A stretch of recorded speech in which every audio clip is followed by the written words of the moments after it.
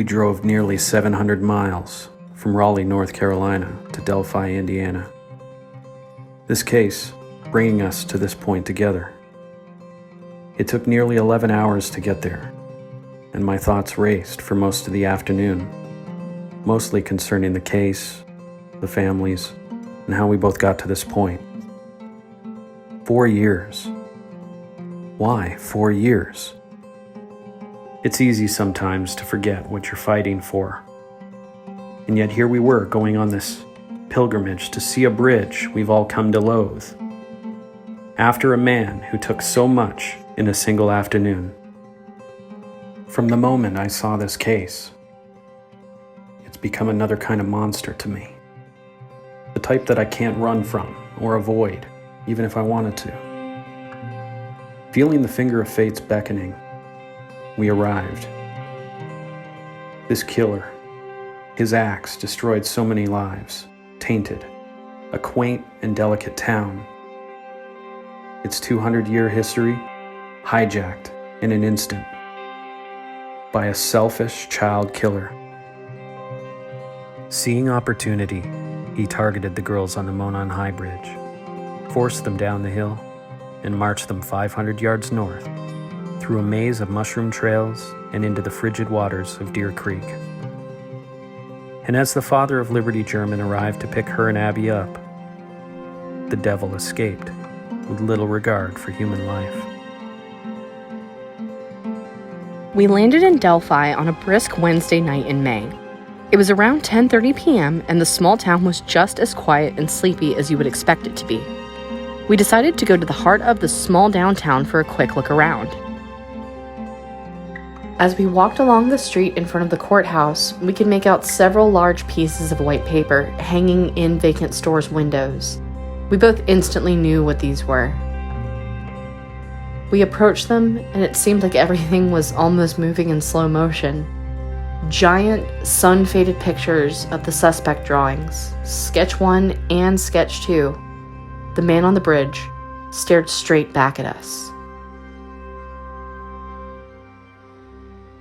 In this moment, I felt a cold shot to my heart by what I was seeing. All of this led to this very moment for me. For us. I knew that this has to have some meaning, right? Fact is, we knew that right now, we were the closest to him that we had been up until this point. With his face plastered on the fronts of these stores, we were finally in the middle of his intended sick game. That February 13, 2017 was actually the result of a hidden power struggle within the killer himself. That the egregious acts which he inflicted upon those girls and their families were also inflicted on the city itself. And the city of Delphi, in grief of the deaths of Libby and Abby, had inadvertently become frozen in time. A sick and twisted monument in the eyes of their killer. These thoughts were hard to process, but strengthened our will to see it through. We stepped out into the still brisk Midwest night. The only sign of motion around was coming from a small illuminated bar immediately to the left of the courthouse. The bar is named The Office and is the town's local watering hole. We stood there for a few beats and debated whether or not to go in. We left it up to a coin toss, and tails told us we were going in for a drink. The inside of the bar was dimly lit, but inviting. Wood-paneled walls adorned with buzzing neon signs advertising booze, and photo collages of regulars surrounded us. Snapshots of events for Abby and Libby were proudly and prominently displayed in frames, giving us a warm but equally somber feeling. After whiskey cokes were ordered, we began to make small talk with the bartender. She was a shorter, strawberry blonde woman who had kind eyes and an honest look about her. She was immediately warm and open to talking with us. Once we got around to the topic of the girls, her eyes welled up, and she urged us to understand that there was so much more to Delphi than the murders.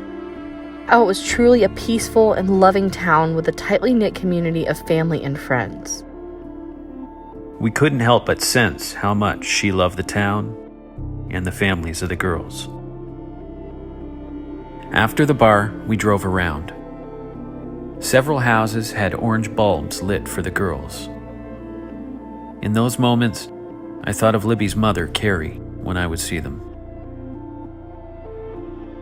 After looking around for a while, seeing the entrance to Trailhead Park and the painted buffalo near the library building, we decided it was late and it was time to drive back to the Airbnb in Lafayette.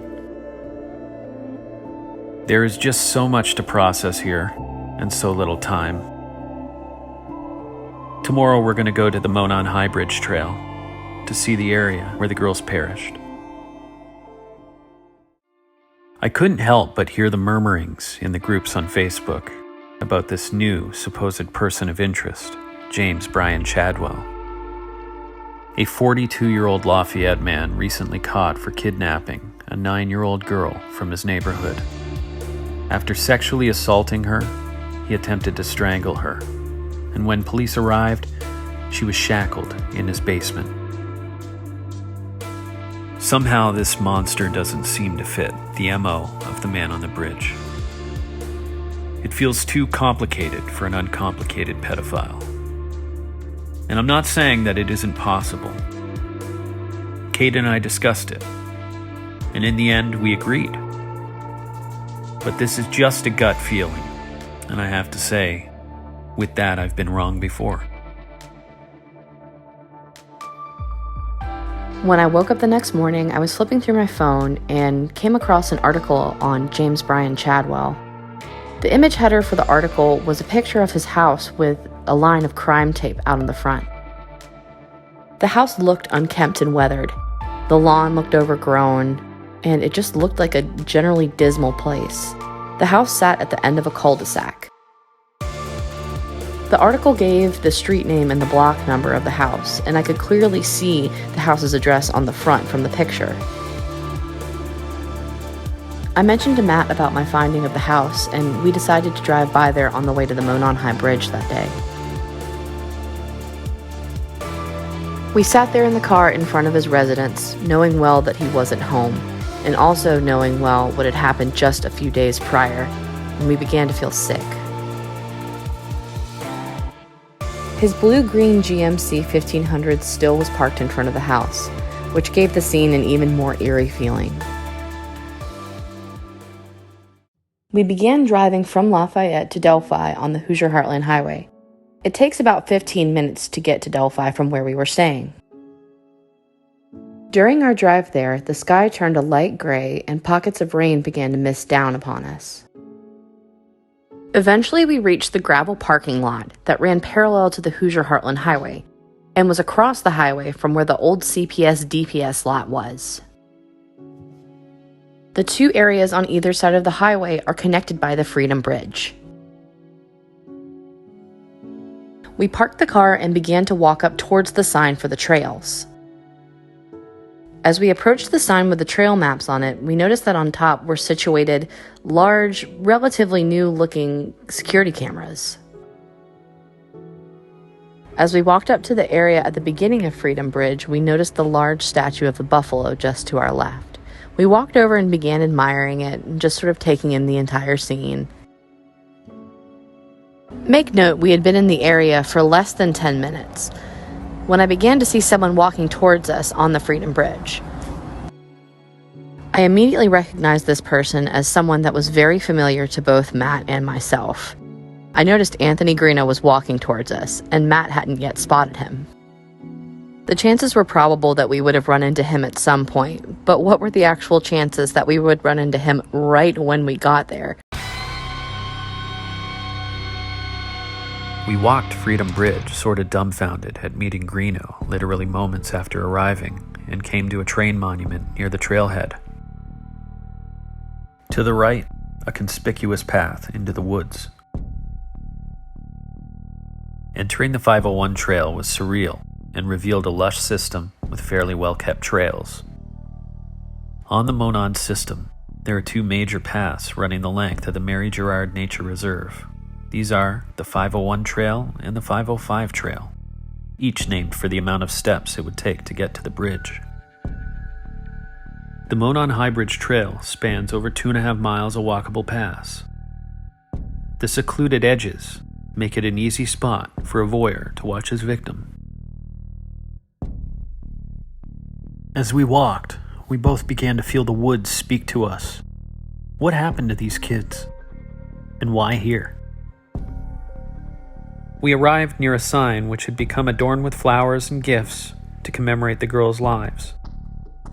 This sign marked the intersection uniting the two main trails. A 10-foot fence was erected several hundred feet ahead to stop hikers from entering the bridge landscape. We were able to maneuver ourselves around it quite easily. Once getting back onto the 501 trail, the Monon High Bridge came into distant view.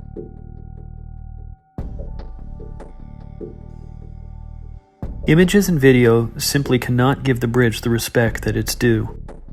Appearing much less wide in person, the height of its pillars are breathtakingly frightening. Here we were, standing on the bridge that we had studied for so long. Why would the killer have used it? What do these trails hide from us? As we saw that the ties were too wet and slippery to be safe, we followed a path to the left of the bridge that led to a giant gully. This led to a deep ravine with a tiny stream emptying out into the creek. Across the crevice, we saw a flat, circular area covered in wild purple flower. As we walked into the midst of its beauty, we realized where we were. This was hallowed ground. We finally entered the place where they lay. We had entered the crime scene.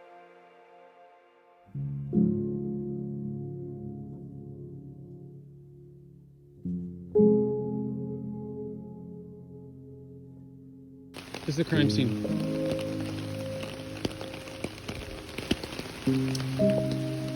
And there's the hill that people have taken pictures of the hill from, and it was in this collection of fallen logs. The bridge is over here. Normally we would have been able to kind of see the line of the bridge this way.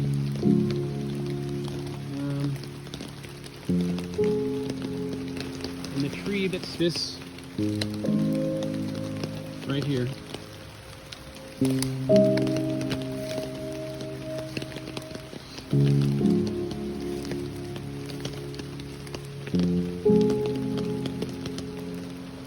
Right there.